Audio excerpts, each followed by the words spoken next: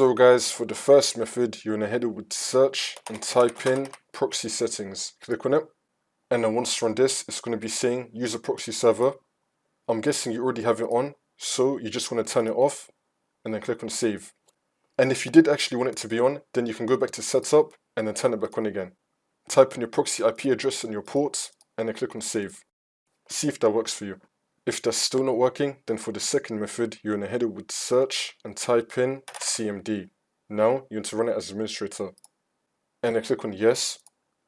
And then once you run this, you're going to type in netsh space winsock space reset. Click on enter.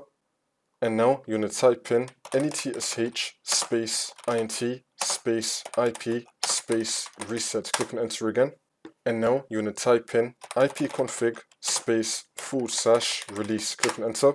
And now you're going to type in ipconfig space / renew. Click on enter again. Wait for this to load. And now for the last one, you're going to type in ipconfig space / flush DNS. Click on enter. And now you just want to restart your computer. And then this should now fix your problem.